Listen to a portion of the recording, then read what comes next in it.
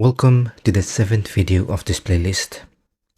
Today, we will create an application state. If we look at our grocery app, when a user clicks on the close icon, the item is removed. Remember, in React, the only data that can change over time is state.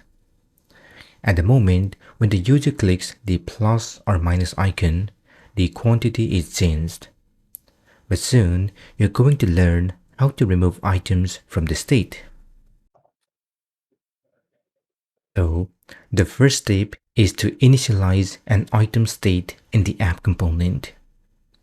Next, we will create and wire up an event handler that removes an item on click.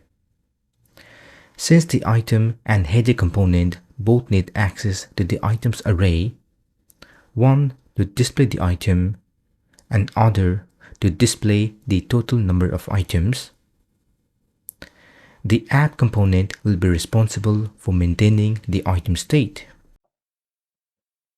So, in the app component, let's initialize an item state. So add const items set items equals use state. For the initial state value, we will use the array items array. Now, in the header component, for the total number of items, let's use items.length.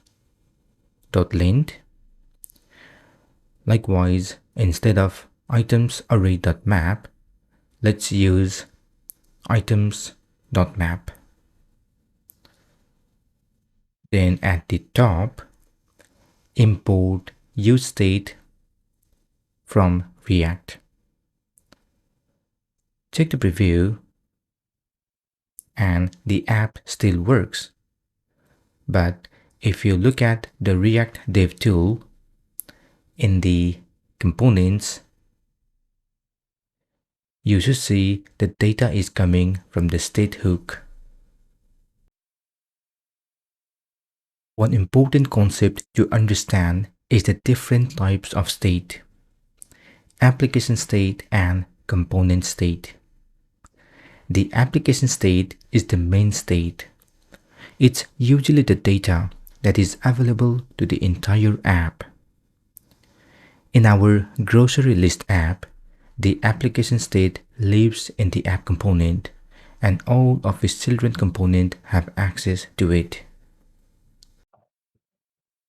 Likewise, the counter component has a state that is not shared outside of this component. It's the state that is required just for this component to do its job, like increase or decrease the quantity. This type of state is called the component state. This is the end of this session. In the next session, we'll remove items from the state. Feel free to comment below if you have any questions. Also, please don't forget to like, share, and subscribe to my channel to get more videos in the future. Thank you for watching and see you soon.